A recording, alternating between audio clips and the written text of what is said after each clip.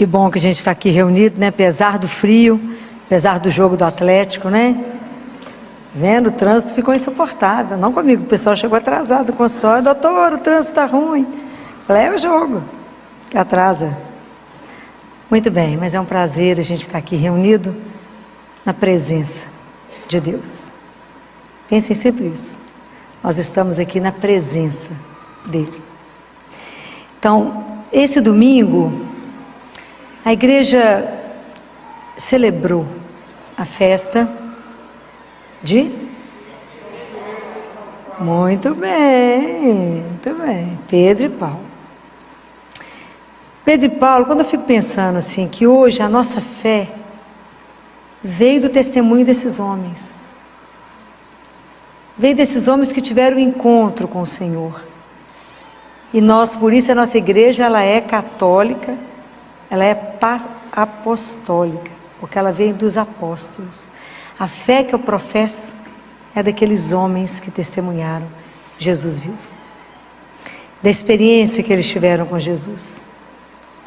E aí eu quero fazer uma pergunta para vocês. Vocês acham, nós estamos vivendo uma época difícil, né?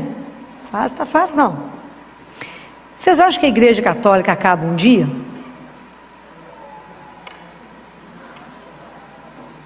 Tem dúvida, gente? Tem que ter firmeza. Por que que não? Por que ela não vai acabar? Por que ela não vai acabar? Porque quem disse que não vai acabar? Jesus.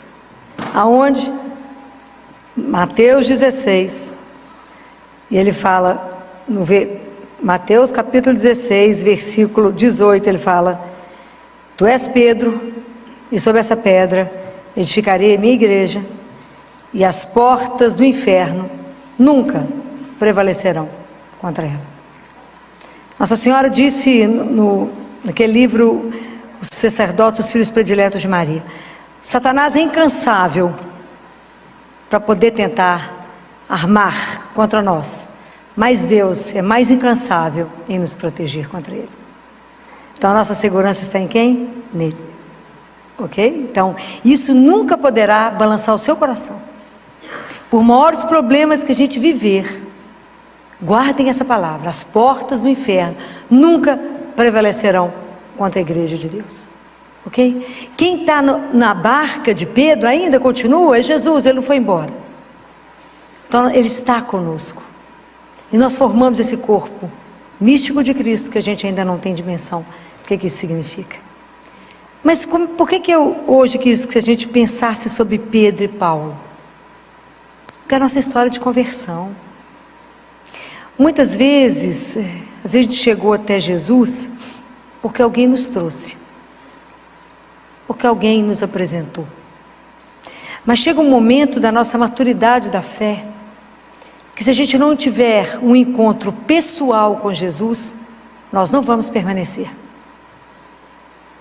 Esse encontro pessoal, ele é decisivo. Assim como Pedro teve um encontro pessoal com Jesus, que estava lá pescando, quando Jesus faz o milagre da pesca no barco dele, ele fala: Senhor, vai embora, sabe por quê? Eu sou pecador demais, fica perto de mim não. Como ele fez com Paulo, no caminho de Damasco, que Paulo cai, e ele fala: Paulo, Paulo, Saulo, Saulo, por que me persegues? Fala: quem és tu, Senhor, que eu estou perseguindo? Então, se a gente não tiver esse encontro pessoal, nós não caminhamos, a nossa fé não cresce. Nós temos uma caminhada pessoal. Então Pedro, ele é muito a nossa cara, porque Pedro era intempestivo, falava as coisas, começou a caminhar com Jesus, jurava que ia seguir ele até o fim, e negou, mas voltou. O olhar de Jesus atingiu Pedro e buscou ele de volta. A gente precisa permitir que o olhar de Deus nos alcance.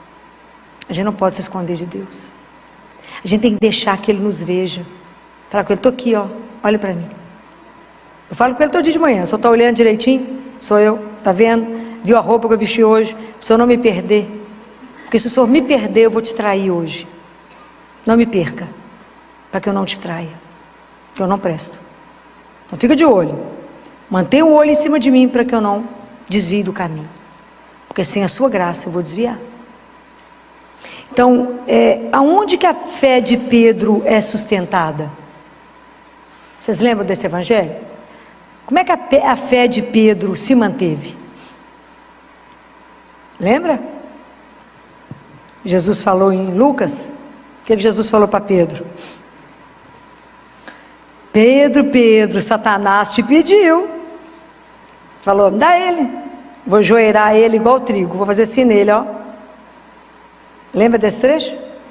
Mas Pedro, eu roguei ao Pai por ti.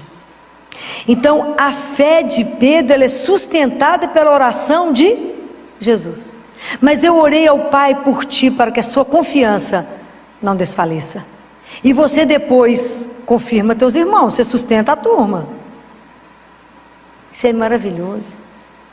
Isso é maravilhoso. Paulo, depois que teve um encontro pessoal com Jesus, ele falou, essa vida que eu tenho, que eu vivo na carne, eu vivo por causa do nome e da pessoa do Filho de Deus, que é Jesus. Isso é maravilhoso. Nós temos que ter essa vivência. Para a gente poder evangelizar, as pessoas têm que, primeiro tem que ter um compromisso. Eu não posso falar com vocês de um Deus teórico. Não, vocês não estavam aqui. Eu tenho que falar com vocês de um Jesus que a gente falta pegar. Falta apertar ele assim. Vocês têm que ter uma experiência viva de um Deus vivo. Jesus não é teoria. Ele é real. O Evangelho não é uma teoria. E hoje eu estava dando aula para os residentes e para os acadêmicos, eu desviei um bocado do assunto, porque é tanto assunto, né? Que a gente não pode falar só de medicina, tem que aproveitar para falar da vida. E eu falei com eles, por que vocês vivem relacionamentos tão difíceis e tão ruins? Por que vocês viraram mendigos de afeto? Tudo, às vezes deprime, tem que tomar remédio, que é a luta. Um menino de 20 anos de idade tomando remédio, quero matar. Estou deprimida, filho, vou dar uma coça bem dada, às vezes fica boa em 2 tempos. Uns pais que lá lutam, pagando faculdade de medicina para vocês estudaram, formaram, está deprimido com o quê mesmo? Estou entendendo. Relacionamentos mal feitos, eu falei com eles, sabe por que vocês viram mendigos de afeto? Porque na palavra de Deus está escrito, como é que você sabe que a pessoa que você escolheu é a pessoa certa para vocês? Está escrito a palavra. Mas sabe por que vocês não sabem? Porque vocês não conhecem a palavra de Deus, ninguém lê a palavra, vocês não sabem. Aliás, vocês acham que Deus é dispensável, por isso é tudo tomar remédio. Sou dura, vou com isso para ver se acorda. Você sabe onde é que está escrito isso na Bíblia?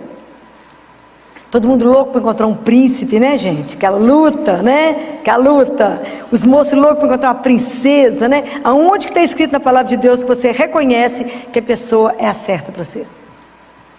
Quem será que vai acertar? Aonde está escrito isso? Difícil essa? Aonde? Onde está escrito isso?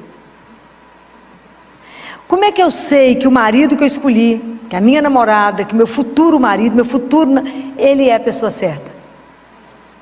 Se a pessoa que você escolheu, guarde isso, ela extrai de você o seu melhor. Porque tem relacionamentos que é para te destruir. Você põe a cabeça para fora e a pessoa puxa o seu pé. Você fala, quero fazer isso, figura acomodada. Fala, que chatice, por que você quer ir lá, minha filha? Não te deixa crescer, vai cortando suas asas. E acha que manda no ser. Então é um relacionamento perfeito para matar um ao outro. É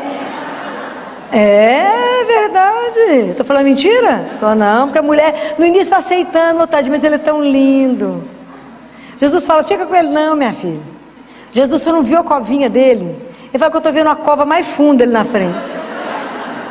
Eu falo isso de brincadeira, mas isso é sério, isso é seríssimo. Isso é seríssimo. A pessoa que eu escolhi, ela é a pessoa certa se ela extrai de mim o meu melhor. Pode imaginar o que significa isso? Ela me faz ser melhor do que eu imaginava ser. É isso.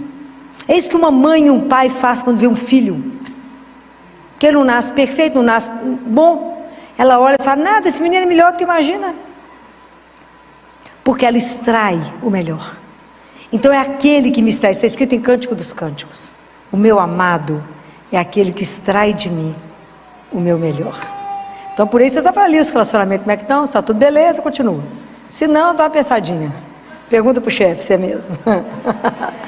Mas toma coragem de perguntar. Afinal, não vou perguntar isso para ele de jeito nenhum. Vai que tem uma ideia contrária, né? Bobagem. Vamos levando, né? Vamos remando, mas não é assim não. Então, brincadeiras à parte, né? Para descontrair. Mas é isso, né? Da mesma forma como eu sei que aquilo que é o melhor, porque o Evangelho não é teoria, a Bíblia não é uma teoria. Tudo que você precisar está aqui. Só ter tempo de ler. Pensar, meditar, se alimentar. É isso. Quando Jesus fala para Pedro, tu és pedra, eu queria que essa frase hoje ressoasse no coração de vocês. Vocês vão, toda vez, já falei com vocês, toda vez que vocês escutarem um nome no Novo Testamento, coloca o seu. Filó, tu és rocha. E é nessa rocha, na rocha do seu coração, que eu quero edificar a minha morada, com eu, o Pai e o Espírito Santo. Eu quero que a Trindade venha fazer morada em você. Eu quero que vocês guardem essa frase, para que isso vá ressoando na vida de vocês. Nós temos que desejar e fazer de tudo para que a gente seja morada de Deus, a morada da Santíssima Trindade. Já falei isso com vocês outro dia. Quem expulsa Deus de nós é quem? O pecado. Quando a gente peca, você fala com ele, tchau. Ok? Porque a gente precisa voltar à confissão. Mas aquilo que eu disse para vocês, essa experiência de ver Deus, de tocar Ele, a experiência pessoal que te sustenta, é só vocês lembrarem de um caso que eu já contei.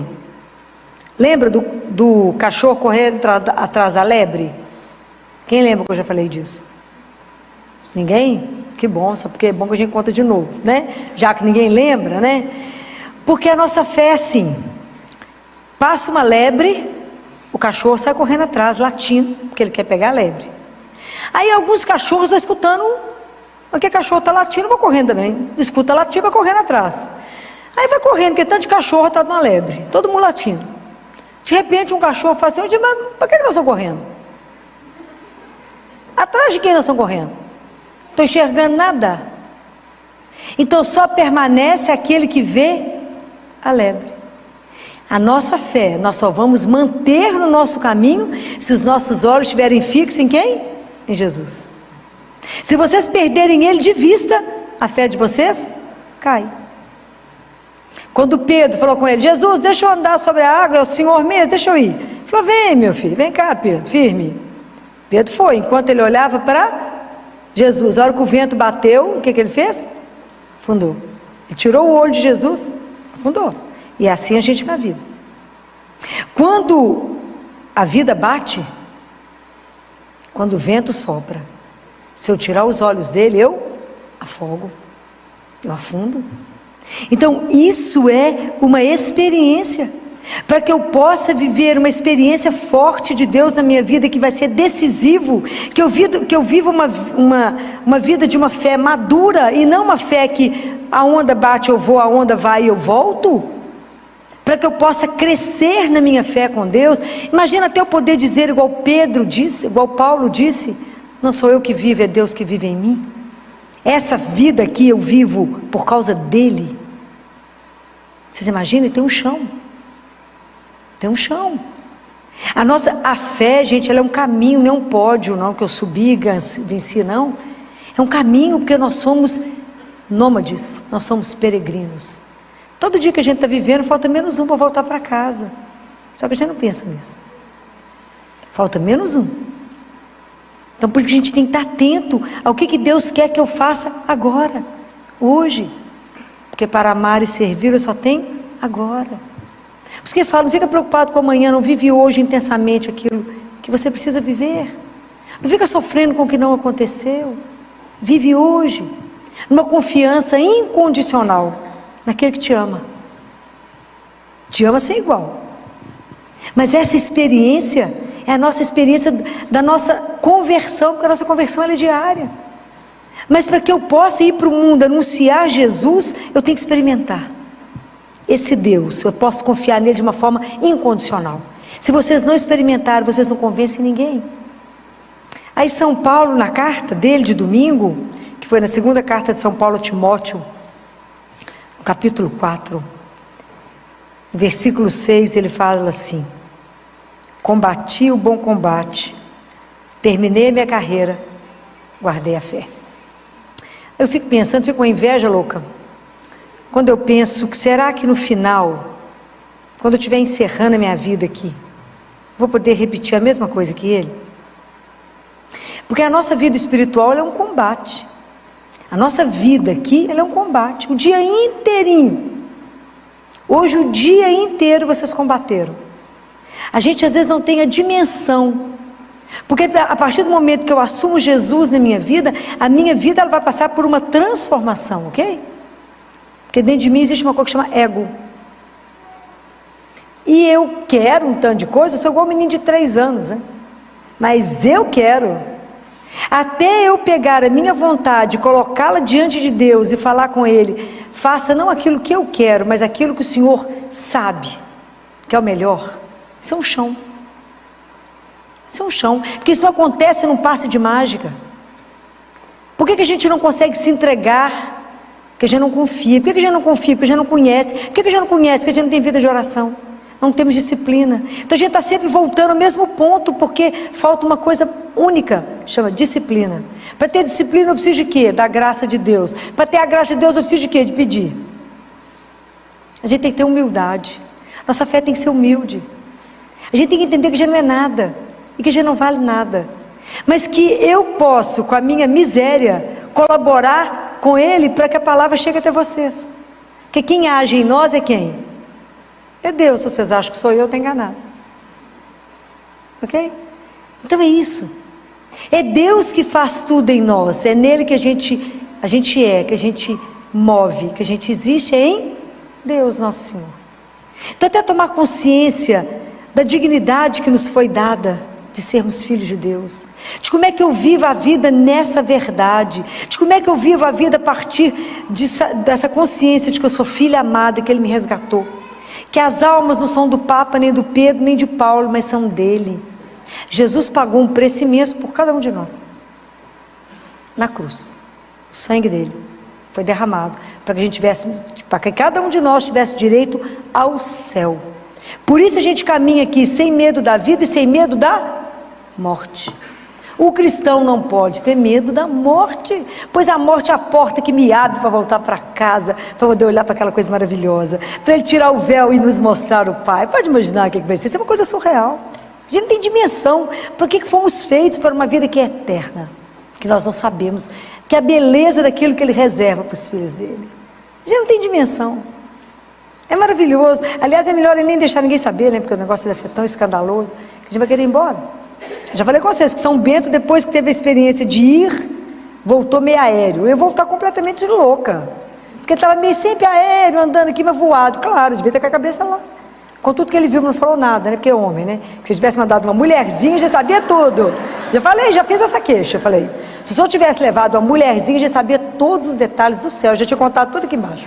Mas mandou 2 homens, ficaram mudo. Pedro, foi Paulo, e São Bento, ó. Vê?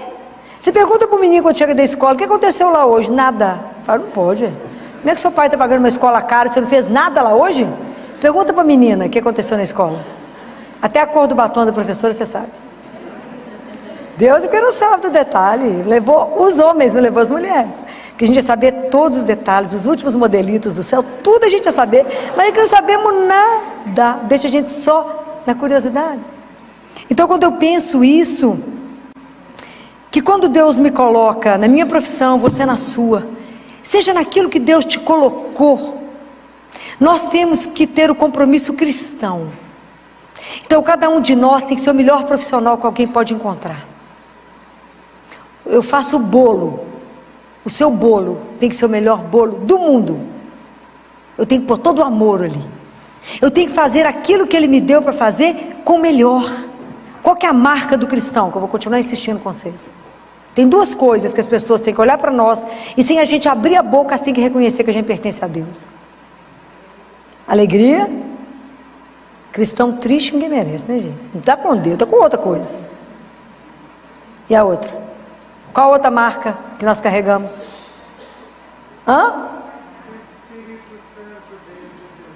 Sim, mas como é que ele tem que se manifestar naquilo que eu faço? Pelo amor. Tem que pôr amor em tudo que vocês fazem. Tem que ter alegria naquilo que vocês fazem. Aquele povo que você vai ser atendida, que você vai a algum lugar, te recebe com alegria, te recebe com aquela delicadeza, com gentileza, e fala, tem alguma coisa nesse povo? Tem. Se alguém te perguntar, por que você assina essa alegria, essa felicidade? O mundo está caindo, alegria. Você é alienada? Não, mas tem Jesus. E Ele vai mudar a escola. Como é que nós vamos evangelizar triste, cabisbaixo, arrastando? Não vamos. O nosso Deus é aquele que já venceu por nós. É aquele que vence. É aquele que às vezes a gente insiste em ser infeliz, insiste em carregar o peso das coisas e falar, ó vida, só tomando remédio para melhorar. Eu te falo, tem um remédio maravilhoso, chama Eucaristia. A oportunidade que eu tenho de encontrar com Deus vivo. É Deus que me escuta, isso não é uma ilusão. O encontro com Jesus vivo, ele é real. Quando eu comungo, eu não toco na orla do manto dele, eu recebo ele inteiro. Corpo, sangue, alma e divindade. É para morrer de chorar.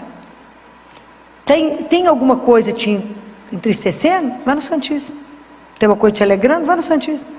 Tem alguma preocupação? Vá até ele. Tudo que vocês têm que tomar uma decisão, vá até ele. Porque ele está ali, vive em pessoa. Se a gente descobrir isso de verdade, isso aqui vai ter uma fila, ninguém chega. Você passa a vida aqui na fila, esperando a hora, uma oportunidade de ele conversar com ele. Mas ele é tão maravilhoso que ele se esconde, que a gente não ia dar conta de ver. Ele se esconde, para que a gente possa chegar até ele. Então, quando eu vejo da vida de Paulo, eu falo, será que eu vou guardar minha fé até o fim? Quando Jesus falava na Bíblia, fala, será que quando eu voltar eu vou encontrar fé no mundo? Ele pergunta. Então eu falei com ele, bem que você está esperto mesmo, porque tem hora que eu acho que até não, amigo. Campanha contra você é pesada, bem pesada, contra a família, contra a dignidade daquilo que você é, porque é melhor você não saber o que você é. Então os meninos estão todos confusos, sofrendo, família é bobagem, Deus é uma ilusão. Então se nós que cremos, não vivermos uma vida cravado aqui, mas com todos os valores que a gente crê, como é que nós vamos testemunhar? Como é que nós vamos afirmar que nós descendemos de Pedro e de Paulo? Esse povo que aceitou o martírio, esse povo que viveu numa alegria louca. São Lucas, um pouquinho antes de salvar o filho de um alto cargo, de um funcionário de Roma, ele estava preso, Lucas. Vivia conversando com Paulo, eles deixaram entrar, porque afinal de contas ele vai conversar com esse homem preso, que não tem nada, uma roupa rasgada. Era Lucas anotando tudo que Paulo falava, tanto que Atos dos Apóstolos, quem escreveu foi Lucas. Lucas escrevendo. Lucas foi preso, falou, amanhã vocês vão ser julgados lá, ó, para os leões. Antes da menina estava morrendo, buscar Lucas, o pai dela buscar Lucas, Lucas conversava com o povo assim, não, vocês não preocupam não, inclusive com criança.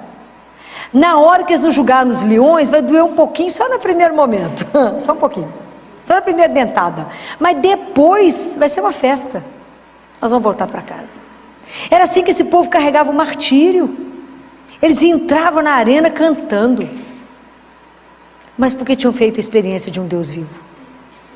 A nossa fé não pode ser mais ou menos, a nossa fé tem que estar alicerçada em Deus, naquele que não decepciona, naquele que não falha. Então nós temos que dar testemunho disso. Na hora que a situação está invertida, vocês têm que estar sustentando que Deus é Deus. Nós somos filhos amados. Então eu tenho que combater o mal que existe em mim. Fala, meu Deus, há tanto mal em mim, tira. Por isso que eu falo, pelo sinal da Santa Cruz, livrai-nos Deus, nosso Senhor, dos nossos inimigos. Quais são esses inimigos? É o que está dentro de mim, o que eu penso, o que eu sinto, o que eu falo. Está aqui em mim. O que Jesus falou? O mal não é o que entra, o que sai do coração. Porque é no seu coração que você prepara adultério, os roubos, as mentiras, as confusões, está dentro de você. Por isso a gente reza tanto e pede, Senhor, tem que travar esse combate é comigo. Tira de mim aquilo que não presta. Todo dia eu falo isso com ele. Tira aquilo que o Senhor bate o olho e fala, não está bom não, tira. Tira aquilo que impede que o Senhor se manifeste. Tira aquilo, Senhor, que está tanto obstáculo, a manifestação da sua graça na minha vida. Que de verdade, Senhor, que alguém que se entrega ao Senhor só possa fazer o que o Senhor quiser. Não deixa eu fazer obstáculo àquilo que o Senhor quer fazer na minha vida. Não me impeça, não me permita, Senhor, te impedir de fazer aquilo que o Senhor quer. É assim, mas vocês têm que ter esse encontro, e isso tem que ser repetido. Eu tenho que desejá-lo, eu tenho que querê-lo, porque Jesus é uma coisa tão delicada, ele é tão doce, mas ele é tão doce que ele me impressiona a doçura dele, que por mais que ele esteja conosco, se você não convidar, se você não pedir opinião, toda hora ele não fala. Mas se ele te pede uma opinião, se você pede, fala com ele, o Senhor me ilumina nisso aqui, é agora. Ele é rápido. Isso me deixa encantada. Eu falo com ele, eu tantos anos eu convivo com o Senhor, eu tenho que estar sempre relembrando que eu tenho que sempre te convidar para tudo. Convidem. E a experiência é espetacular, é de chorar. É de chorar. Como é que ele se manifesta de uma forma tão doce, e como é que ele vai te ajudar a ser a extensão da misericórdia dele. Como é que ele vai te ajudar a ser aquele que vai aliviar o outro, a acalentar, a confortar, a alimentar. Porque a gente alimenta não é só de comida, mas da palavra, da presença, de um abraço. Porque é assim que nós vamos levar Jesus. É o reino dele precisa chegar, esse reino de amor e de justiça que ele quer para todos. Porque eu já falei isso com vocês mais de uma vez, Jesus e o nosso Pai não nos ama fracionado. Cada um de nós é o filho mais amado que ele tem. É verdade. Cada um de nós. Nós temos que nos tomar consciência disso. E estar à disposição dele. Falar, Senhor, conta com a minha miséria. Onde você precisar de mim, eu estou na área. Fala comigo, vai ali, vou sim, Senhor, vai, volta aqui, volto. Mas que eu possa levar o seu santo nome. Que eu possa ajudar as pessoas a serem evangelizadas. Ajudá-las a ter uma experiência real, mas me faça ter. Experimentem na hora que vocês forem comungar. Saber, para por um minuto. Não fica no automático, não. Não viva a vida de vocês no automático. A experiência com Jesus, ela é única a cada dia. A cada minuto que vocês chamam por Ele. Essa presença de um Deus à nossa disposição me deixa... Aquilo que São Paulo fala, o seu amor me constrange. O amor de Deus é tanto que nos constrange. Chama por Ele e Ele fala o que foi. Aprenda a silenciar. Aprenda a treinar o seu ouvido para ouvir o coração dele que bate. Aprenda a silenciar para ouvir a voz dele que sussurra. Fala, faça isso. Aprenda a reconhecer Deus na sua vida. Filó, mas é aqui na rotina, é aqui mesmo, ele quer isso mesmo. Ele quer a nossa vida de rotina, ele não quer coisas grandes, não. Deus quer participar do seu dia a dia, só compra de feira. Já chamou ele para ir no supermercado? Chama ele. Fala, vem cá, se eu conhecer uma coisa bacana. Vamos ali, na sua época não tinha essas coisas bacanas, vamos ali. Chama ele para ir nas coisas. Deixa ele ser seu amigo, companheiro, o seu grande amor, o Senhor. Deixa ele ser. Compreenda que você vive por causa dele. E começa a prestar atenção que como é que cada atitude que você vive e toma é por ele. Fala com ele, Senhor, vai me ajudando a vencer o meu egoísmo. Vai me ajudando a ser obediente, mas com uma consciência, Senhor. Aquilo que Deus Pai fala para Catarina de Siena. Catarina, a obediência abre a porta do céu, mas ela não entra no céu, Catarina. Olha o que Deus Pai fala. A obediência abre a porta, mas a única coisa que entra no céu chama caridade. Você orienta. O livro da Catarina de Siena, Diálogo, eu vou ler nos pedaços, porque ele é pesado demais, né? Tem essas frases, a gente pensa um mês, depois volta e pega outra frase, né? Que é Deus Pai ensinando. Então eu tenho que pedir a Ele, inflama no meu coração a sua caridade. Me ajuda, Senhor, a viver os seus sentimentos aqui. Me ajuda, vai me transformando no outro Cristo. É assim.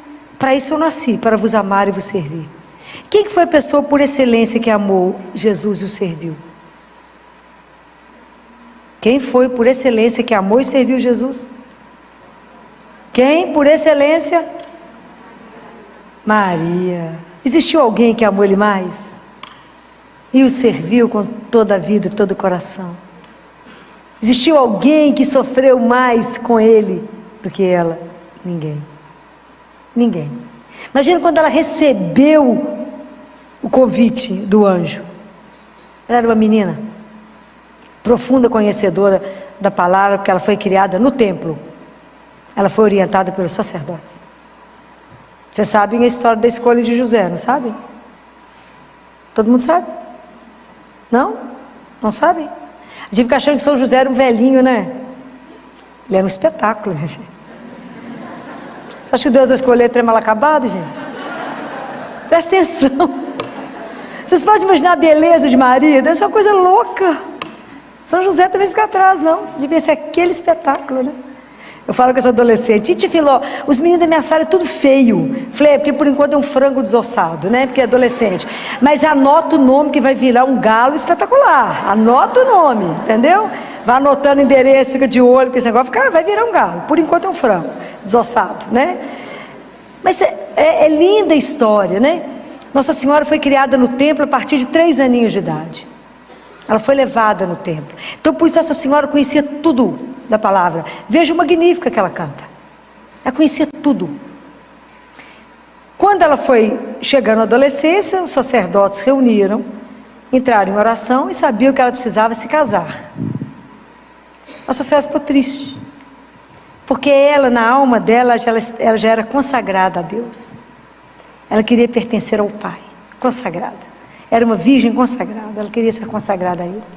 Eles falaram, não, Maria, você vai ter que casar. Mas ela era profundamente obediente, porque ela confiava, como ninguém, em Deus. Então eles pegaram todos os jovens, viu gente? Jovens, não é velhinho não. Jovens da linhagem de Davi, porque o Jesus da linhagem de Davi. E levaram eles para o templo, entregou um ramo na mão de cada um, que foi identificado os ramos. E lá não existia ainda o Santíssimo, mas existia os Santos dos Santos, não é assim? Que uma vez por ano o sumo sacerdote entrava, não é isso? Então foram todos identificados os ramos, foi colocado, né, lá. Então eles rezaram junto com os rapazes e foi entregue diante de Deus lá nos Santos dos Santos. O escolhido de Deus iria florescer o ramo. Olha que coisa maravilhosa.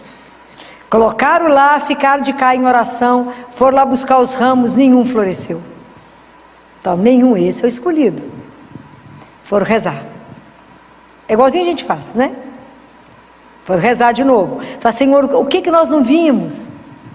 Vamos procurar. Ó, da linhagem de Davi, está faltando um moço que não apareceu aqui. Que está fazendo um trabalho num lugar escondido. Mandou a ordem para José. Como é que o povo era obediente? Foi para o templo. Vem cá, José. Vem cá. E José também tinha um voto de castidade e de entrega a Deus. Um homem lindo, uma mulher linda. Os dois com voto de castidade a Deus. Aí, entrega o ramo. Quando rezam, e o ramo está na mão de José. Sem chegar no Santo dos Santos, ele floresce. Por isso que São José carrega aquele ramo com flores, que a gente não sabe por causa de quê. Agora você já sabe. Que ele era o escolhido de Deus. É lindo. É lindo. O dia que a gente chegar no céu, nós vamos morrer de vergonha. A gente não sabe nada. Nós vamos chegar lá para viver a eternidade, conhecemos nada. Então, para poder evangelizar, nós temos que conhecer. Nós temos que conhecer primeiro a nossa miséria. Fala, mas o Senhor me fez filho de Deus mesmo? Eu sendo essa miséria? É. Você tem uma herança eterna, sim, de um rei, sim. Minha vida é eterna. Ele me criou para viver com Ele eternamente, numa alegria indizível. E a minha vida aqui, eu vou viver no tempo que é curto, sob o olhar dEle, para fazer o melhor. Nós temos que fazer o melhor que Deus nos dá. A nossa profissão, nós temos que ser impecável. Nós temos que fazer tudo de melhor, porque nisso nós vamos revelando Ele. Mas a gente nunca pode perder a oportunidade de anunciar Jesus. Pelas nossas palavras, pelas nossas atitudes, porque a minha fé, para poder saber como é que está aí na minha caminhada de fé, eu tenho que avaliar as minhas atitudes. As minhas atitudes, elas são coerentes com aquilo que eu falo. Senão, tem que começar a minha conversão de novo. Se eu prego uma coisa e eu não vivo aquilo que eu falo, tem uma coisa errada. Eu não me converti. Eu converti do lábio. Não, Filó, eu rezei, mas por que está nesse nervo, minha filha? Não rezou, rezou com o lábio. se reza com o coração e faz a entrega, fez a entrega. É assim, é simples as coisas com Deus, porque Ele escuta, Ele não é surdo. Vocês têm que experimentar isso. A gente fala e Ele escuta. Jesus cuida de tudo, de todos os detalhes. De todos os detalhes. A gente parece bobagem, né? Mas Ele cuida de tudo. De tudo. Vou contar para vocês. Sábado, eu tinha que dar uma entrevista às 11h30 na televisão. Meio-dia, eles iam lá em casa gravar. Falei com Jesus: meu filho, onde você tem aí trabalhando, anda de arrumadinha para maquiar, como é que vai ser? Liguei para a menina que me maquia, falei: minha filha, eu preciso de você lá em casa 11 horas, vou sair do CTI, vai estar tudo certo. Chegar lá em casa ventado, sem maquia, eles esperam um tiquinho, até que eles vão colocando as luzes e tal, demora.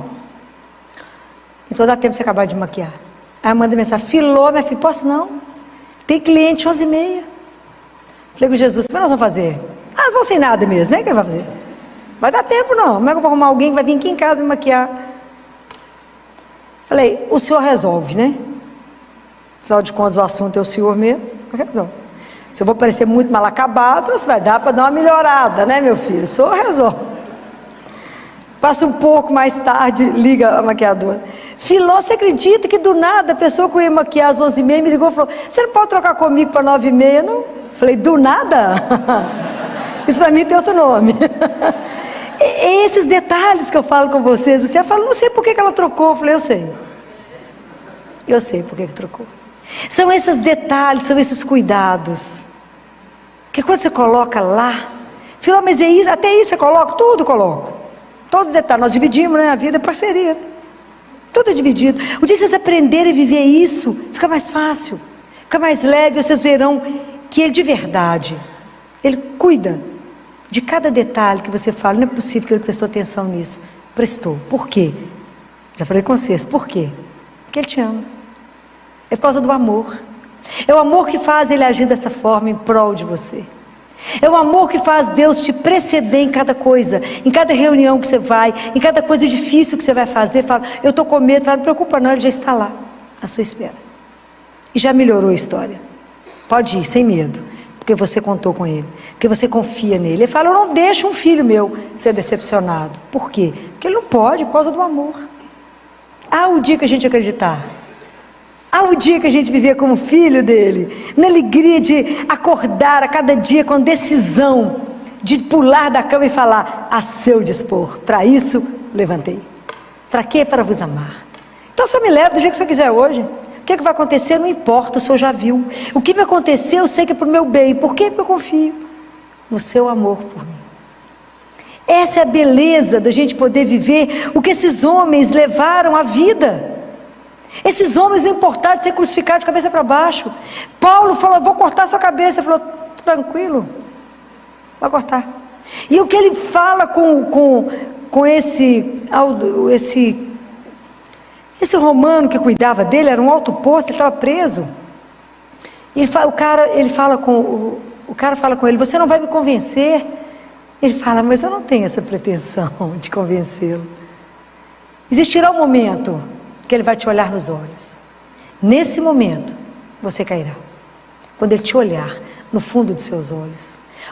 E Paulo fala com ele, tem um mar lindo, e Paulo fala com ele, porque o homem pega a água, e Paulo faz assim, pega a água aqui e acha que isso é a vida, e não percebe que ela escorre no meio dos dedos.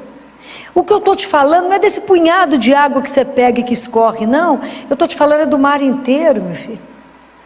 Compreende a diferença?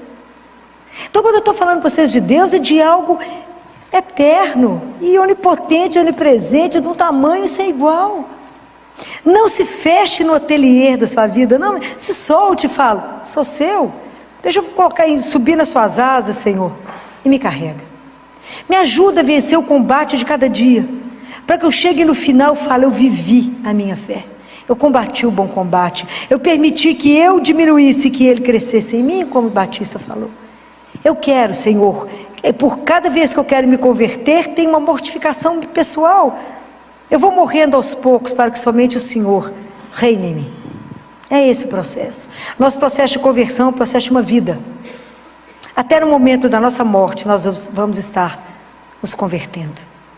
Mas vamos pedir a Jesus a cada dia a graça de ser um outro Pedro, um outro Paulo, de testemunhar com a nossa vida que Ele é Deus e que Ele vive e que Ele está vivo aqui agora, no meio de nós, que Ele nos olha, que Ele cuida, que a gente anda sob o olhar dEle e permita que o olhar dEle te alcance hoje. Às vezes tem alguma coisa aí que não está bom, está precisando do olhar de Deus. Se exponha, fica nua, fique nu diante de Deus. Quando eu falo dessa nudez, já falei com vocês mais de uma vez, é da alma. Conta para Ele aquilo que não está bom, experimenta essas coisas que eu falo com vocês hoje. Fala com Jesus, vou te contar uma coisa, um segredo que ninguém sabe, só o Senhor. Faz de conta que o Senhor não sabe também, né? Vou te contar esse segredo, mas o Senhor já sabe, mas faz de conta que o Senhor não sabe. Faz carinha de surpresa, né? Eu vou te contar isso. Transforma isso. Faça dessa angústia, dessa dificuldade, desse problema, disso que está me consumindo, faça a vossa vontade, e que eu possa de verdade reconhecer com toda clareza que é o Senhor que agiu, porque me ama. Experimente sair daqui com o coração limpo, com nenhuma preocupação, com nenhuma angústia, porque você vai deixar entregue no coração dele. Experimente. Vocês primeiro precisam ser evangelizados, para que a evangelização dê frutos. Os frutos pertencem ao Senhor, nossa é a labuta, mas que Deus use poderosamente da vida de cada um de vocês, para testemunhar que nada, nem ninguém, como o nosso Deus. Louvado seja o nome de nosso Senhor Jesus Cristo. Para sempre seja. E o que eu queria conversar com vocês é sobre o olhar que a gente tem sobre mãe, né? Mãe é algo tão extraordinário que só pode ter sido uma invenção de Deus. Mas eu fico tão encantada com o processo que acontece para ser mãe. Porque mãe a gente não nasce sendo, a gente se torna mãe. E é tão interessante como é que a gente é seduzido, né? Porque a gente tudo começa com um sonho, né? De pequena fala, eu vou casar, vou ter um tanto de menino. Não é assim? Tive uma menininha que teve que ser chamada com 4 anos na escola, que ela estava inibindo os menininhos, que ela chegava perto deles e falou assim, você vai casar comigo agora, porque eu quero ter muito filho, então nós temos que começar hoje. Os meninos choravam porque não queria ela ir mudando de menino, né? Que alguém tinha que casar com ela, 4 anos de idade. Então a gente alimenta um sonho, e quando Deus suscita no nosso ouvido e fala, você quer ser co-criadora comigo? A gente não entende isso não. A gente casa, tem o sonho de entrar, de casar, de fazer a festa de casamento, vai sendo todo um processo. Aí chega um momento que a gente quer ser mãe, engravida, e o primeiro momento, antes do corpo até ser transformado, nós já estamos pensando no quarto, no nome, e o nível primeiro das preocupações é esse, é para Miami, fazer enxoval, vou pegar a lista de quem já vai e já traz tudo para a gente, e a gente vai crescendo nisso, o corpo vai sendo transformado. E as transformações internas, elas vão acontecendo, o homem não acompanha esse processo. Esse processo é só da mulher. É impressionante. A mulher passa não só pela transformação física, mas pela transformação toda da alma. E à medida que caminha da maturidade. Então os olhares sobre o filho vão mudando. A transformação, ela é tamanha que a ciência já provou que toda mulher que gera, durante o processo da gestação, o cérebro dela passa por uma lapidação na área da sensibilidade. Por isso que mãe não erra. Nunca vi mãe errar até hoje. Por isso que um filho não engana a mãe.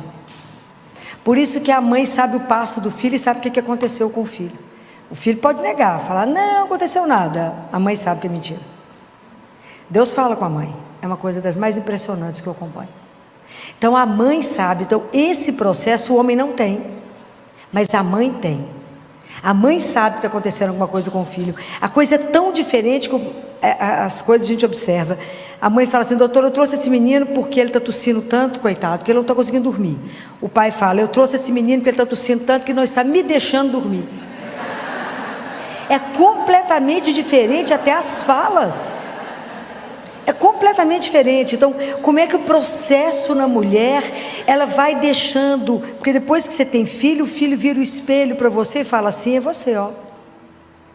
E o filho começa a revelar você para você mesma. E você se descobre. E a criança, ela tem um potencial tão encantador, que a criança tira de nós, extrai de nós o que a gente tinha de melhor e não sabia. A gente passa a ser uma pessoa completamente diferente. Então, porque nos tornamos sensíveis, mulher chora por tudo. Então a gente passa a ter uma caixa d'água na cabeça, e vai à inauguração de padaria, você chora. Lançou uma nova, tudo você chora. Tudo a mãe chora, tudo ela identifica.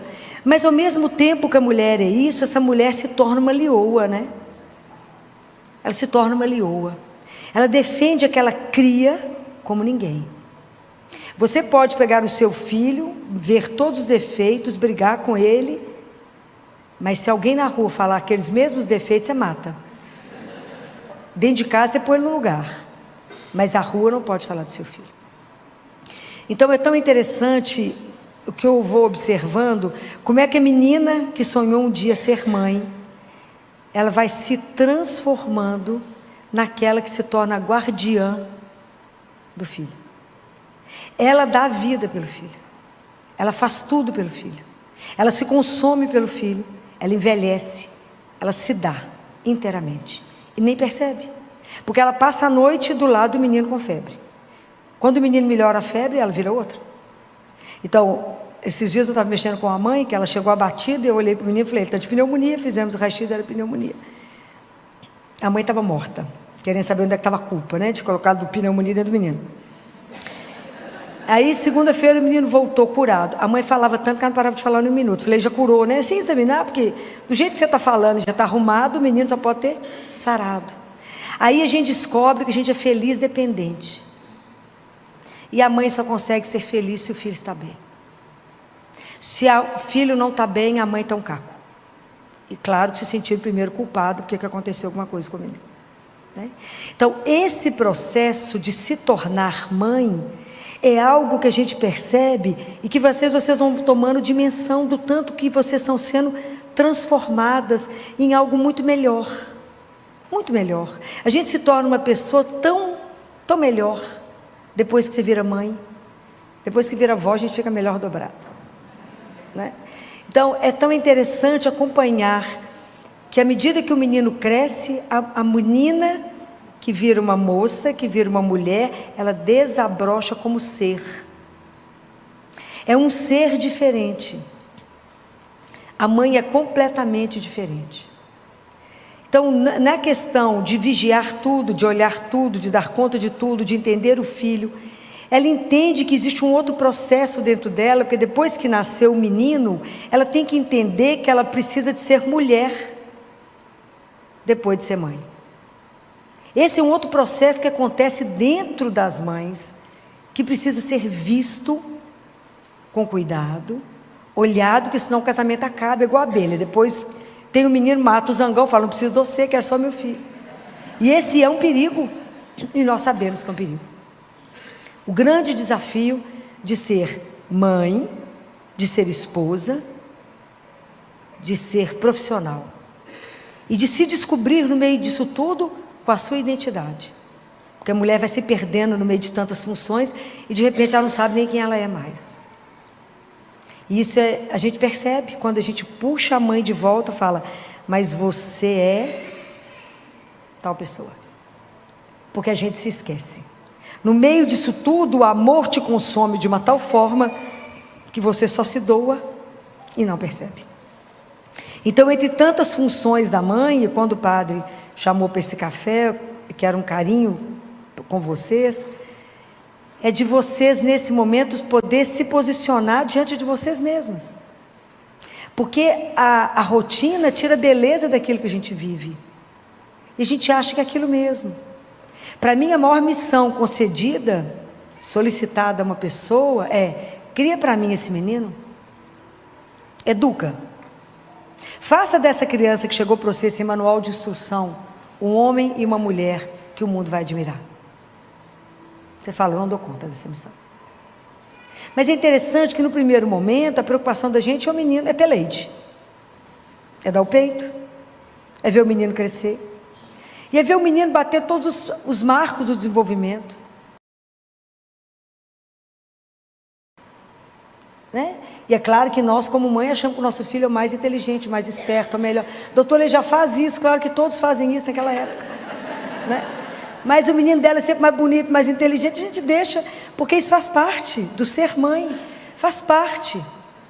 E a mãe que nasce o bebê, que não é aquilo que ela sonhou.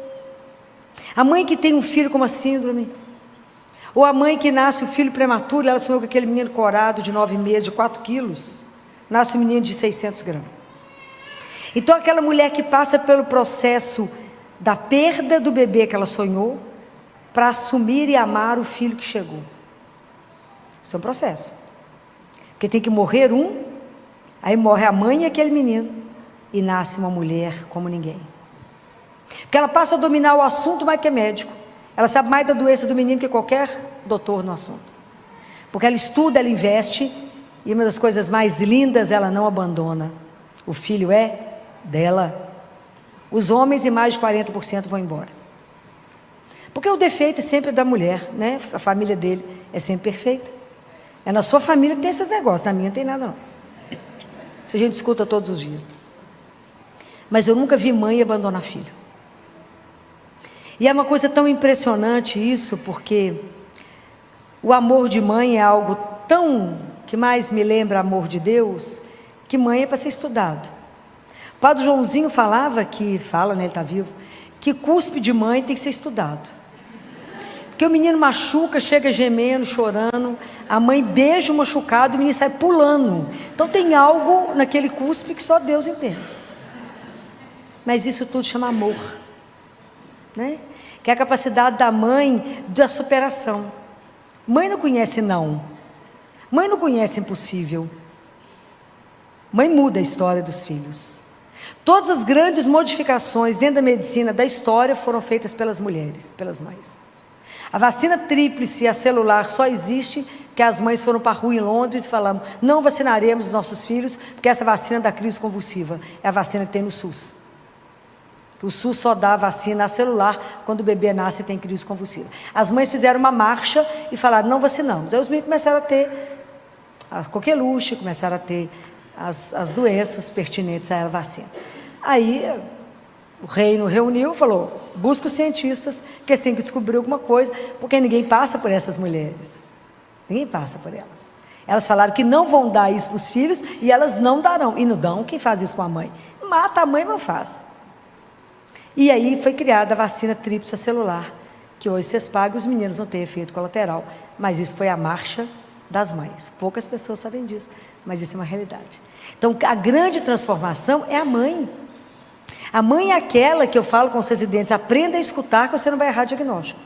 Ela não tem que saber o nome da doença, mas ela fala, é isso, isso, isso, você faz o igual, só isso, mais isso, está tal doença. A mãe sabe quando tem uma coisa errada com o filho. Teve um caso engraçado lá no consultório, que foi o casal, a mãe falou, filho, eu trouxe esse menino, que está com uma tosse que sai da alma. O marido falou, mas quem está tossindo, gente? Tem ninguém tossindo dentro de casa. Ela falou, ele, seu menino, está tossindo. Doutora, ela é exagerada, só sabe que ela é super exagerada, não tem nada esse menino. Olha só ver, é um touro esse menino, come igual um cavalo, ele falava desse jeito, ele é muito engraçado, come igual um cavalo, mas está ótimo, não tem febre, não tem tosse. Que hora que esse menino tosse? Ela falou, a hora que você dorme. Você não escuta, mas ele dorme. E aí eu examinei a menina, ele falou, eu falei, vou examinar, né? Dia de uma queixa, precisa de 2 famílias, né? Completamente diferente. Falei, eu vou examinar. Aí que eu examinei, eu falei com ele, eu vou ter que concordar com sua mulher, porque na verdade eu acho que é pior do que ela está achando, acho que tem uma pneumonia. Ele falou, vocês 2 são loucas. Falei, pode ser, mas ali do outro lado da rua tem um lugar para fazer raio-x, vai lá, faz um raio-x e volta aqui. Quando chegou, tinha uma pneumonia importante. Ele falou, não estou acreditando. Eu falei, que é pneumonia? Ele falou, estou bobo. Eu falei, deixa eu te dar uma sugestão. Tudo que você for fazer na vida, escuta ela. Primeiro, que a chance de dar errado é menor. Mas isso é um processo que a mulher vai sendo transformada, né, gente? É uma coisa assim, impressionante. Isso é uma das coisas que mais me impressiona em mãe. E para mãe não tem limite. Nós tivemos uma mãe na Bahia, no interior da Bahia, muito pobre, que percebia que o filho dela era roxo e ninguém via. Levava nos médicos e falava, é assim mesmo. Assim mesmo é a nossa ignorância, né? Como ninguém resolvia nada, ela pegou umas roupas, colocou numa sacola, entrou num ônibus de carreira, com um menino ruim, para Belo Horizonte, com o dinheiro da passagem. Alguém deve ter contado para o motorista que tinha um neném roxo dentro do ônibus. Só a mãe faz isso. Conheço mais ninguém louco nesse nível. O motorista foi ficando apavorado com o menino e parou, conseguiu chegar em Belo Horizonte, né? Não sei que momento que ele foi avisado. E ele parou numa UPA. E na UPA realmente era um menino, tinha uma cardiopatia congênita cianótica. Porque de lá ele chegou para nós na Santa Casa. Mas essa mãe sabia que tinha uma coisa errada. Esse menino foi operado, curado e voltou cor-de-rosa para a Bahia. Mas quem fez isso foi a mãe. Foi o amor dela, que não conhece não, que não conhece limite, que não conhece a palavra é impossível. Então isso é uma das coisas que mais me encanta na transformação que a gente que acompanha, de ver quando a mãe está grávida, quando o bebê nasce, e à medida que a criança vai crescendo. A primeira preocupação com a nutrição, depois a preocupação no desenvolvimento e depois daquilo que ele é e será. Mas paralelo a isso, eu percebo que é uma outra mulher que vai sendo gerada. Então eu percebo que vai crescendo duas mulheres ao mesmo tempo, e muitas vezes a gente não percebe. Mas no processo da construção do outro, à medida que a mãe toma consciência que o filho não é dela, claro que é meu, pois eu que amo esse menino, que gerei, que criei, esse menino não é meu, mas ele é um empréstimo, ele me foi dado para ser criado para Deus, e um dia eu vou ter que dar contas a isso. Cresce em mim uma outra mulher, que é a mulher de oração. Que eu falo que o caminho mais curto para a gente aprender a rezar é ser mãe. O caminho mais curto. A gente que entra numa igreja pensando em casamento, naquele glamour, na lua de mel dos sonhos, isso tudo vira nada a partir do momento que a gente é mãe. E a partir do momento que a gente descobre a primeira febre. Primeira febre, você acaba de dar o remédio, você põe termômetro. Mas acabou de engolir o remédio. Você fala, doutor, o remédio não abaixou. Eu falo, mas quantos minutos tem que você deu o remédio? Agora, não, demora 1 hora para fazer efeito. Mas o termômetro já foi colocado pelo menos 10 vezes, até a febre abaixar. Então a mãe descobre. E aí a mulher vai descobrindo que, na verdade, quando a gente é convocado para casar, para ser mãe, a gente é chamado a uma missão muito maior. Porque a mulher é aquela que não só constrói os filhos, mas o primeiro filho que ela constrói é o marido que ela jurou fidelidade, que ela recebeu o primeiro filho naquele momento, no altar. Aquele que ela achou que ia ganhar um ombro, não, ela que tem que dar o colo inteiro. Não é assim? E a partir do momento que você casou e tem filho, você nunca mais tem direito de chorar, a não ser enquanto toma banho. Porque já mistura com a água do chuveiro, fica tudo por lá. Porque se alguém perceber a mãe chorando, a casa cai. Né? A mãe fala, estou com dor de cabeça, todo mundo fica olhando para a mãe. A mãe engole o comprimido, já sarou? Não, acaba de chegar no esôfago, agora que descer. Sara, mãe. Mas primeiro a mãe tem que engolir o comprimido para sarar. Então mãe não tem direito de deprimir. Se a mãe deprime, a flor murcha, o cachorro adoece e a casa vira um caos. Estou falando mentira? Não estou. A mãe é aquela que esses dias eu estava rindo de uma família, 4. A família falou, doutora, filho, todo mundo em casa teve dengue, mas o meu marido ficou em estágio terminal. E ele olhava para mim e falava assim, como que você está dando conta? Ela falou, não tem opção. Eu tenho que dar conta de vocês, de 2 meninos e de mim. Mas ele estava em estágio terminal. Que é assim mesmo, a gente já sabe a intensidade que modifica. Então a mãe é aquela que vai aprendendo algumas coisas. Essa é a primeira. Chora em silêncio no banho, ou de madrugada. É aquela que tem que estar sempre animada, porque os meninos ficam olhando para ela. O menino olha, ontem quando eu falei com a mãe no consultório, era o meu último menino, mãe, de novo, ela me ligou na hora do almoço e falou: doutor Filó, eu estou preocupado, meu menino está tendo tosse e febre desde segunda-feira, mas é um pico por dia, e meu marido falou que não é nada. Eu falei: eu não gosto dessa murrinha, porque isso para mim é pneumonia, pode ir para o consultório. E aí quando eu falei: mas faz o raio-x antes. Na verdade tinha meio pulmão tomado à esquerda. Quando o menino viu, ele falou: mãe, eu vou morrer. Porque o menino olha para a mãe. Se a mãe apavora, ele desorienta. Se a mãe mantém a cara de paisagem, fala: está tudo bem. Então mãe não tem direito nem de expressão, sempre a cara, né, de paisagem, porque ela tem que manter a classe, porque senão cai a casa. E isso são coisas que a gente vai adquirindo, porque a gente não nasceu com elas, mas é a vida de ser mãe que nos transforma. Mas quando a mulher vai percebendo isso, ela descobre que ela não vai dar conta de manter a família. Ela tem que ser mãe, ela tem que ser mulher, profissional, dona de casa e tudo mais. Sozinha a gente é capaz? Não. Então eu percebo que nesse momento a mulher amadurece para descobrir o terceiro tesouro que a igreja nos dá. Porque para conseguir esse terceiro tesouro a gente tem que amadurecer um pouquinho. O primeiro tesouro que a igreja nos dá é Jesus. E a gente tem um encontro com Ele, Ele olha nos nossos olhos e a gente quebra inteira. O segundo tesouro que a gente descobre é a palavra de Deus. E a gente se enamora da palavra. Mas o terceiro tesouro, a gente precisa de um pouquinho mais de caminhada e de maturidade. É Maria. Ela é o terceiro tesouro da igreja. Porque aí eu percebo que a gente passa a ter uma proximidade, que fica de mãe para mãe, né? Ela sabe a sua dor, ela sabe a sua preocupação. Ela também recebeu a missão de gerar. Claro que ela gerou o filho unigênito do Pai.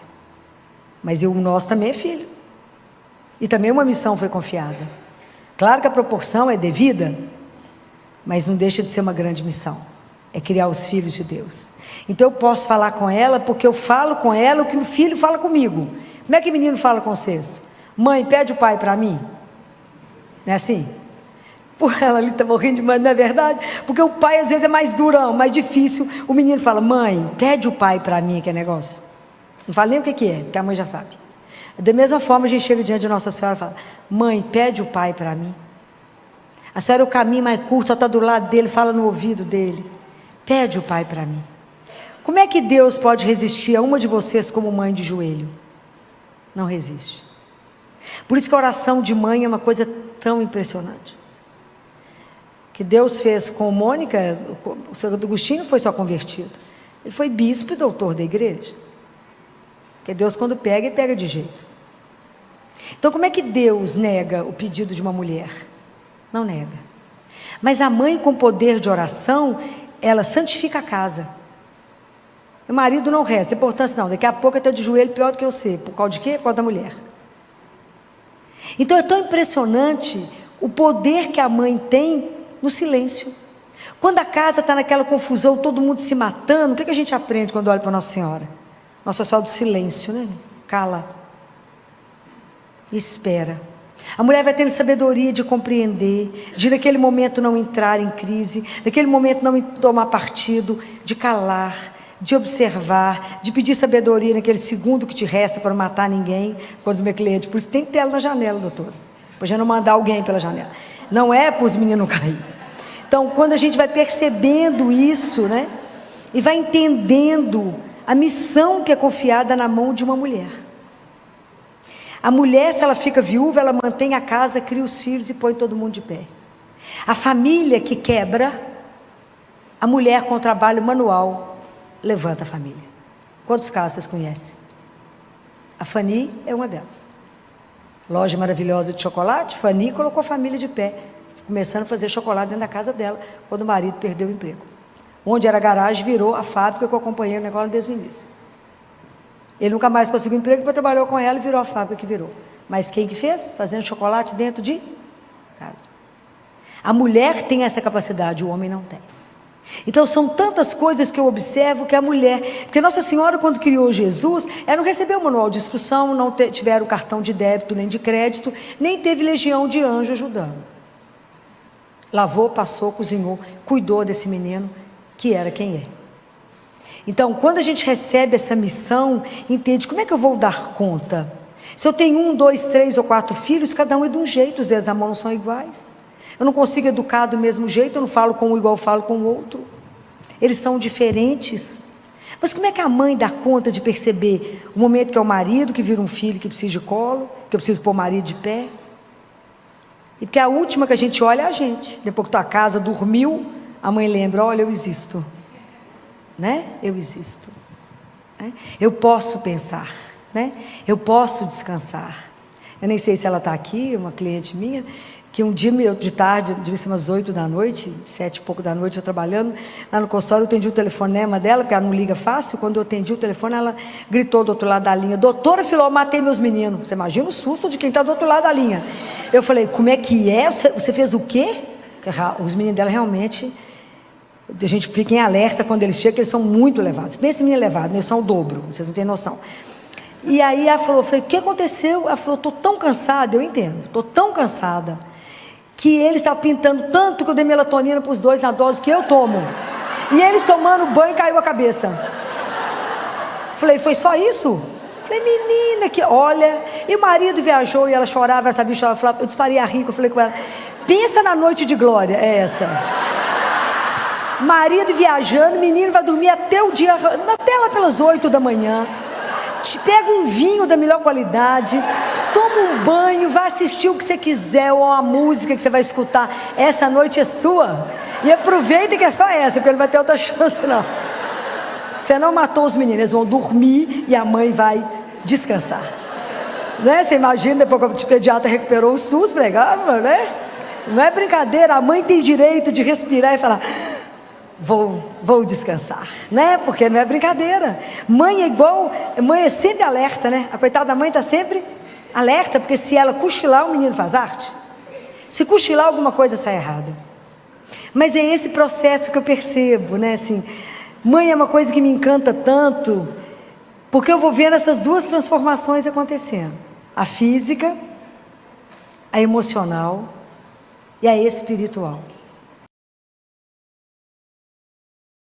Então a mulher, ela se torna de verdade, a mãe, uma mulher de oração, e ela coloca a família no trilho. Mas o que seu filho tem que ver na mão, na sua mão? Que o filho imita. Na verdade, Santo Agostinho via a mãe indo para o Santíssimo. Ele não ia não, mas ele via a mãe indo. O que seu filho tem que ver? Ele tem que ver o terço, tem que ver a palavra de Deus, e tem que ver que quando a situação está difícil, você está de joelho. Porque se o seu filho continuar vendo só o celular, nós vamos continuar com a cocaína do mundo, que é o celular.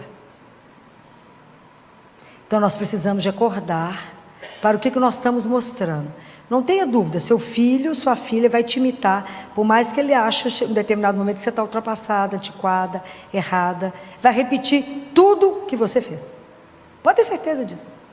Porque amor de mãe é uma coisa tão poderosa, de atitude de mãe, que a ausência do amor materno é a única doença psiquiátrica sem tratamento. Pensem nisso. O menino que não recebe o amor materno será doente eternamente. Na minha família eu tenho 2 modelos. Minha tia adotou 2 crianças com 1 dia de vida. O mais velho está em tratamento psiquiátrico gravíssimo até hoje. E eu lembro dele com 10 anos falando, eu quero achar minha mãe para ela poder olhar para mim e falar, por que você não me quis? Eu só quero saber por que ela não me quis. E olha que nós procuramos por essa mãe. Não medimos esforços para achá-la e nunca mais achamos. Então, como ele não tem essa resposta, os psiquiatras não dão conta dele. Ele matou minha tia. No sentido, não fisicamente, mas na tristeza, ele conseguiu matá-la. Mas faltou nele o amor de uma mulher que gerou esse menino. Eu queria saber por que você me gerou e você não me quis. Por que você não me ama? Então o amor de Deus, o amor da mãe é uma coisa tão fenomenal, que é o amor que levanta o filho doente. É o amor que recupera o filho. E é por isso que toda polícia acha o bandido, porque ele está na casa da mãe. Porque é o único amor incondicional. Mas seu filho é um bandido, mas ele é tão bonzinho, vocês não perceberam? Não, meu filho é ótimo, gente. E é mesmo. Porque a mãe consegue ver aquilo que ninguém vê. É como Deus quando nos vê. A gente vê, eles falavam isso de Michelangelo, diz que ele olhava uma pedra de mármore e falava, vocês não estão vendo a estátua que está aqui? Tem um anjo aqui dentro, eu vou extrair. Mãe é assim. Ela olha para aquele filho que pode ser o mais perdido do mundo e fala, mas tem uma coisa tão boa nele, eu vou tirar. Quem que é capaz desse poder de tirar? É só o amor. O amor é a maior força do universo. E o amor de mãe não tem igual, só o de Deus. O amor de Deus, o amor de uma mãe é uma sombra do amor de Deus. É o que mais nos ajuda a lembrar do amor incondicional de Deus. Porque a única coisa que a mãe quer do filho é que ele seja feliz. É a única coisa que a mãe deseja de filho. Então, quando eu percebo essa transformação de vocês, eu fico vendo que felizes as mulheres, felizes as famílias que despertaram para essa dimensão espiritual, que tem como ajuda, como a gente passa a viver colado no manto da mãe Maria. Porque até nesse momento que eu estou conversando com vocês, nunca existiu alguém ou alguma coisa que foi pedido a ela que não foi dado. Porque o poder de intercessão dela é impressionante. E uma vez a revista Times colocou a mulher mais poderosa do universo. Não sei se vocês chegaram a ver isso. E era Maria, a mulher mais poderosa do universo. E o dia que a gente descobre que o terço transforma a sua família. A família que reza o terço nunca será igual a nenhuma família. E eu sei que hoje está na mão de vocês um desafio muito grande, porque a família é cristã. Hoje é a família que anda num barco a remo, em alto mar, cruzando com os transatlânticos. Eles querem nos afundar. Mas esse barco jamais será vencido. Porque nós temos Deus junto no barco. Jamais. Deus, quando chamou vocês para a missão, não falou que ia ser fácil. Mas Ele falou que não deixaria vocês sozinhos. Então, a ajuda a gente tem de Deus. Quando a gente descobre o poder de ajoelhar e pedir. Chega um momento que os filhos não querem que você fale de Deus com eles. Mãe, chatice esse assunto. Não creio, não é assim? Deus nem existe. Nunca insista. Não fique rebatendo. Em vez de você ficar falando de Deus com ele, convida Deus para conversar. Tomar um café, um chá, um vinho, eu gosto de vinho. Convida ele e fala, vamos falar daquele menino que o Senhor mandou? Daquela menina que o Senhor mandou? E me ajuda a criar para o Senhor. Me dá graça, me dá sabedoria para conseguir fazer isso. Eu, quando casei, conta para ele, eu tinha uma ilusão, que eu achava que era só casar, colocar um vestido lindo, entrar na igreja e ser feliz para sempre. Que era assim que as histórias das princesas acabavam. Não me contaram que tinha uma missão imensa, que eu não tinha noção dela, mas que devagar ela vai sendo revelada, que é essa missão de continuar gerando. Mãe nunca acaba de gerar. Você gerou fisicamente e colocou a criança no mundo, mas a gerar um filho espiritualmente e devolver para Deus é o trabalho de uma vida inteira. Por isso mãe é algo tão especial. Por isso que mãe não pode morrer, né? Mãe tem que ser eterna. Então eu fico de verdade tão encantada com a missão de ser mãe, com a missão que deu a cada um de vocês, e que hoje, essa manhã, possa ser para vocês um refrigério mesmo, assim, um bálsamo, para que vocês possam entender a dimensão da missão que foi entregue, mas que diante dessa dimensão maravilhosa de ser mãe, que vocês não tenham medo, abracem essa missão como ninguém, e falem, eu só vou dar conta dela, porque eu estou muito bem acompanhada. Nunca deixem de colocar tudo diante daquela que vai entender vocês, e interceder por vocês, porque homem nenhum é capaz de compreender o coração de uma mãe, mas uma mulher, uma mãe, compreende o coração da outra. Eu desejo que vocês possam viver o dia de amanhã com muita alegria, e com gratidão a Deus, de ter dado a vocês a capacidade de serem transformadas pela experiência de um amor tão grande como o amor de ser mãe. Parabéns a vocês. Muito obrigada.